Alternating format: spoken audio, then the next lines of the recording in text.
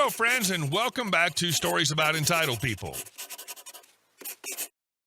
Let's start our video with the story in which our OP, a seasoned pest control technician, finds himself in a pristine gated community only to have an entitled homeowner demand he spray exactly 40 feet into her yard. But before we begin, best way to support our channel is to leave comments, like, and subscribe with a turned-on bell so you don't miss the new video every single day. Here we go. The day I proved to a Karen that 40 feet isn't what she thought it was. At the beginning of this year, I started working in pest control. It's been a surprisingly pleasant experience. I get to meet all kinds of people, swap stories with some old-timers who've seen it all, and best of all, meet loads of adorable dogs and cats. Every now and then, I even get offered a cold drink or a snack. There's something really satisfying about the rhythm of the job, problem, solution, results.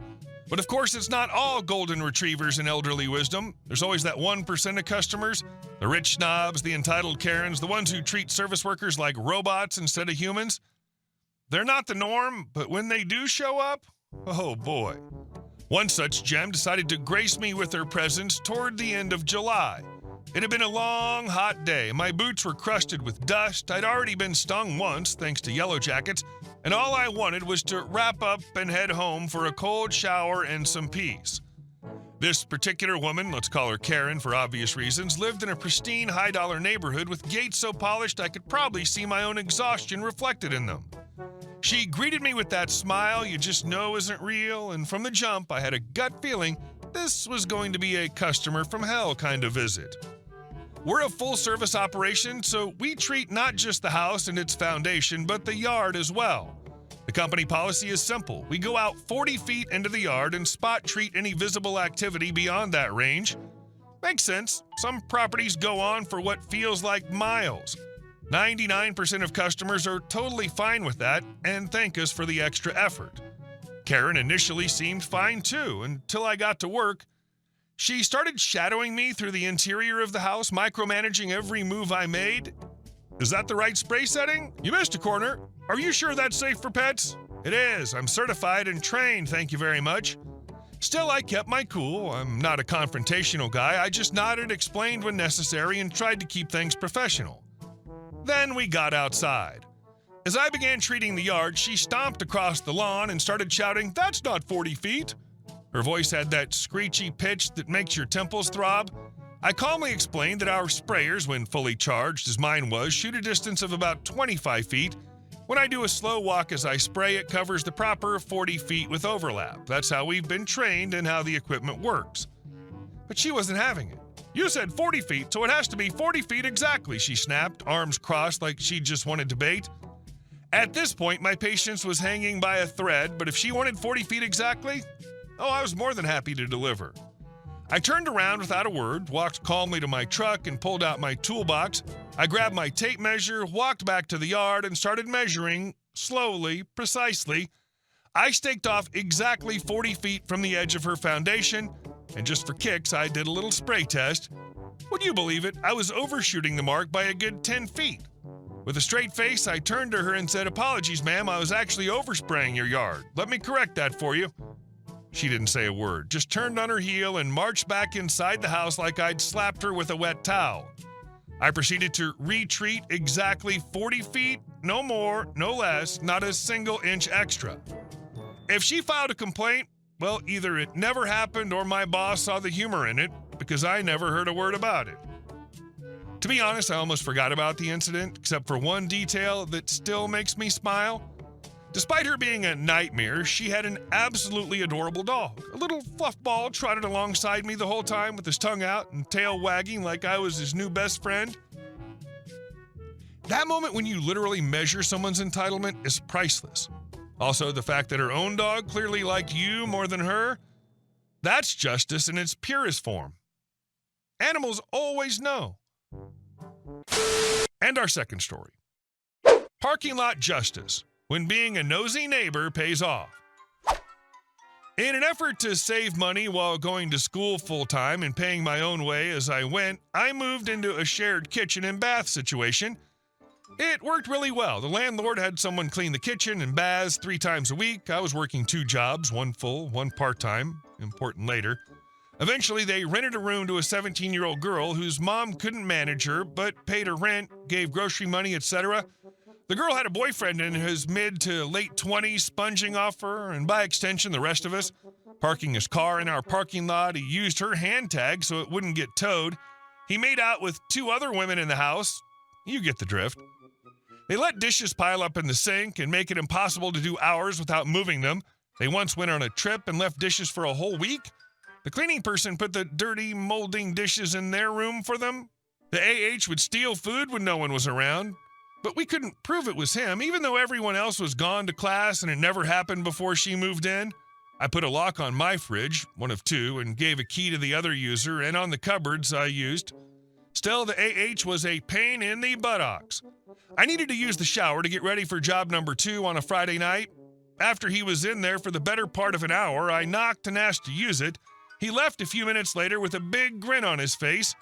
He'd had a large dump and didn't bother to flush? Gross. A week or so went by. He couldn't find a parking spot in our lot, so he parked across the street in a handicap spot. It stayed for several days. I watched patrol cars drive past it without stopping.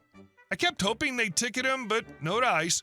Finally, I called the police, claimed to be handicapped, and complained about the car without a handicap plate or hanger. Had been using the reserve spot for a couple of days. I made myself a snack and sat in my front window to watch what happened. The police showed up. He ran outside to talk to them. I have no clue why. What I did see was more cars show up. AH was arrested, the plate taken off the back of his car, and the car towed away. Apparently, the plates were stolen, and he had a warrant out for failure to appear in court. He had to buy insurance, get a new plate, had several court appearances, pay towing and storage fees, set him back quite a bit. Neither he nor his underage girlfriend ever learned who called it in. The girl moved out a short time later, and the locks were changed, front and back doors. I hope he reads this one day and recognizes himself. Why would he run out there when he has warrants? Apparently his mental handicap isn't worthy of a handicap plate. Or maybe it is, but he doesn't know because he uses stolen plates. And our last story. The HOA president went insane when I refused to open up my lake house for guests. When I bought the cottage by the lake, I was sure I'd found my own little slice of heaven. The house sat at the end of a gravel lane framed by birch trees whose leaves flashed silver in the wind. The lake itself was cool and glass still, broken only by the loon's calls at dawn and the frogs croaking after sunset. It was perfect. After 30 years as a school principal in Boston, all I wanted was quiet. My new mornings began with coffee on a creaky bench by the water, a book in my lap, and gardening gloves at my side. I planted marigolds and foxglove around the porch and christened the old lakeside cedar Harriet. This was the life I'd earned. But peace never lasts long in a town with an HOA. Technically, my lot sat just outside the HOA's official map, a fact I confirmed before I bought and my lawyer later certified. Even before I arrived, the association had a reputation, arbitrary rules, aggressive board meetings, and a power-hungry president with zero charm to offset it. Franklin Dobbins, Frank, as he signed his letters in all caps, was a former insurance broker with a puffed-out chest and a permanent Bluetooth headset. He fancied himself the guardian of Elderberry Cove aesthetics. His first visit came 2 weeks after I moved in. He strode onto my property uninvited, HOA logo jacket on, clipboard in hand like a sword. "Mrs. Carter, your shutters are the wrong shade of forest green. HOA code 3.5.2 requires Whispering Pine, not Emerald Lake." I looked up from my roses. "I'm not a member of the HOA. His eyes narrowed. "Perhaps, but your house is visible from the public walking path, which means it falls under our visual consistency rules." I smiled. "I suggest you take it up with the path." That was only the beginning. Over the next few months, I received personal deliveries of fines for unkempt lawn borders, threats over unregistered dock usage, and even a demand to remove my small wind spinner because it violated the community's acoustic atmosphere. Each time I replied via certified mail with a copy of my deed and a polite note from my attorney. Frank didn't stop. One Saturday morning, I came back from the farmer's market to find a family of 4 wandering around my yard. "Is this the rental?" the father asked, waving a printed confirmation from some platform. "We booked for the week, said canoe included." I was stunned. My home was not for rent. More guests arrived, some polite, some furious that they'd already paid. One woman even screamed at me, calling me a scammer. Someone had listed my house on multiple rental sites, photos taken from the lake, zoomed in on my porch, the dock, even that bench beside Harriet. I started digging. My tech-savvy niece traced the listings, the host's name, a pseudonym tied to an LLC run by the HOA. Off the books, of course, but a deep enough dive showed the payments funneled through a shell company linked to Frank's personal email. The scheme was simple: post homes that weren't actually rentals, then redirect clients to other properties if the con was caught early, or just disappear with the deposits. My cottage was bait. That was the point of no return. I documented everything: dates, photos, screenshots, doorbell cam videos of guests arriving, and I wasn't alone. My neighbor Jules, a retired mail carrier with a bad hip and a steel trap memory, had a similar folder of complaints. She wasn't in the HOA either. He threatened to tow my Prius for obstructing the community. It was in my own driveway. Then there was Timothy. Tim worked in IT 3 houses down and, so I learned, had once served on the HOA board. He'd quit after uncovering financial irregularities that were ignored. When I showed him my findings, he went pale. That's the same slush fund. We always suspected money laundering, but this is next level. Tim agreed to help, quietly pulling meeting minutes, bank statements, and emails. His dusty resignation letter in the HOA archives had warned of ethical and legal risks, but the minutes reduced it to a personality conflict. Enter an unexpected ally, a guest who stumbled into the trap and decided to help expose it. Her name was Becky. Mid-20s, bright-eyed, all smiles. She showed up with 2 Labradors, 3 coolers, and a speaker pumping indie pop. Can't wait for the lake, it's our honeymoon. Naturally, she had no business being there. Unlike others, Becky didn't get angry, she got curious. She showed me her chat logs with the host and, bless her, had saved the voice messages. One clip held Frank's unmistakable nasal drawl. "You can let yourselves in, even if the old lady's around, she's just the caretaker." With Becky's permission, I had my smoking gun. We planned our strike. The next HOA meeting was set for Sunday evening at the town hall. Jules and I baked cookies, Tim brought a projector, Becky came, dogs and all. Frank opened the meeting in his usual pompous style. "Before we begin, a reminder about lawn audits and the Easter fair. We'll be raffling a kayak generously donated." "Excuse me, Mr. Dobbins," I said, standing. "May I have the floor?" He waved dismissively. "Not sure this is the right time." "Actually," Tim said, flipping on the projector, "it's exactly the right time."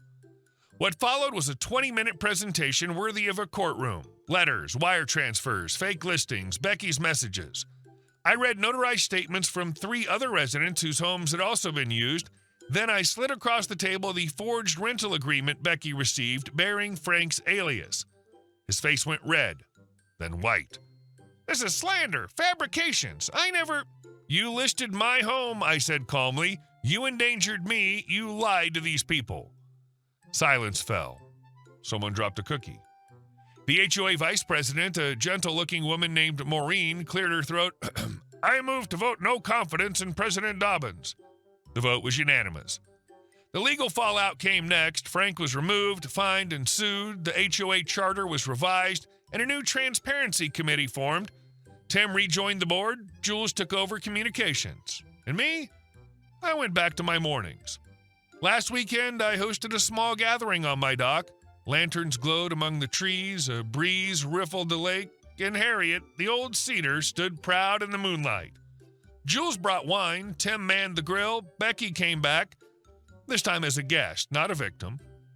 "To Helen," Jules toasted, raising her glass, the only woman who staged a coup with gardening. I laughed and raised mine. Peace had returned, hard-won and well-planned. Hey guys, thank you all for watching the video. I'll see you in the next one.